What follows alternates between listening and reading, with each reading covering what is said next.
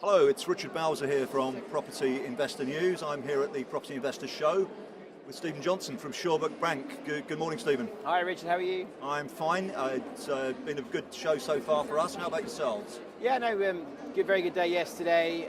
We had a Q&A session, and that's the most interactive session we've had. We've been here for 4 or 5 years, Yes. And it was noticeable, very engaged, well, we had 14 questions. We didn't get past the third one, and the third one was interest tax relief. So, that got out, all of everyone's attention, and there was, clearly, the market's very concerned about the implications. Yes. And, landlords are quite rightly waking up to the implications and thinking about how they can adapt strategies to cope with it. Really. Yes. I mean, that is probably the main item of concern, without question. I was going to ask you that, but. In terms of the tax bombshell, as people have described it, many of my subscribers are already incorporated, i.e. they're already running their businesses within limited company holdings because they're doing trading as well. What's Shawbrook's position in terms of lending to individuals and obviously to corporate? Well, as you know, Richard, we've always been a pragmatic, each deal on its merits, human underwrite. So limited companies is absolutely our territory. We write 1 in 2 deals that we write is in a limited company wrapper. Right. We do offshore structures as well. So we've always been the business that's accommodated that. Clearly, what I think we will see is a further shift towards incorporation. Yes.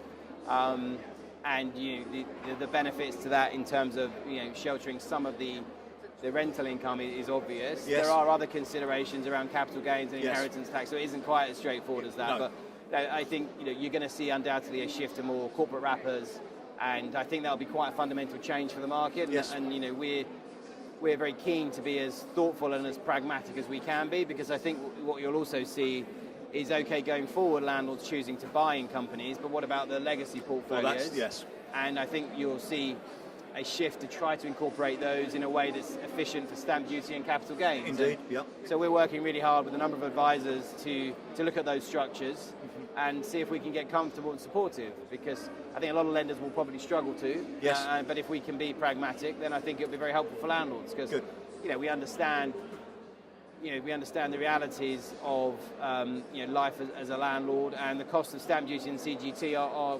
potentially enormous. Absolutely, But for a lender's point of view, we need to be comfortable that whatever gets proposed is lawful, and you're comfortable with it from a reputational point of view. Yes. And then secondly, we need to make sure that whatever structures is introduced doesn't affect the enforceability or the asset value from a lender. Yes. So we've already seen people suggesting short leases with ground rents on top of a freehold between a limited company and an individual.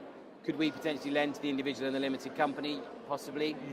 And that way we could assist and be helpful, and that's really, I guess, our message. We've got one of our own corporate lawyers. All he's doing is looking at this issue. He's engaging with people as they come up with ideas and structures, and we're trying to almost review them ahead of them being seen. Indeed. so that as and when a case comes in, we can progress it smoothly without saying, oh, actually, what's going on here? Why is this happening? Yes. And I think for landlords, what you're going to find is, as you go to lenders, you're likely to come up against that resistance.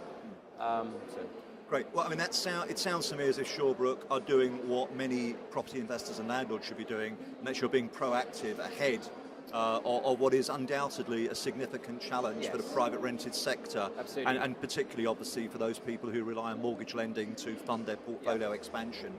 This is something which obviously we've been preaching in Property Investor News for quite some time, that you need to be proactive. Yes. You need to understand what's coming ahead, not what's past, and clearly Mr. Osborne's challenge to fight about landlords is a significant challenge. But it's great to hear that Shawbrook are at least one of the lenders that are being proactive. Yeah, we're trying to be a bit forward-looking. I think there is time. Yes. The benefit to the changes is it has been phased in, so it's not it is retrospective applying, but you've got time till it becomes effective. Indeed. So landlords do have options, and I do think that people should be engaging their advisors, getting specialist advice, being watchful for people promoting schemes, and really being comfortable that they're valid and they're bona fide. And because I always worry when you see big disruption, people are opportunistic, aren't they? With not always the right motive. Quite. So people need to be sensible, cautious, take the right advice from the right people, and be, I guess, a little bit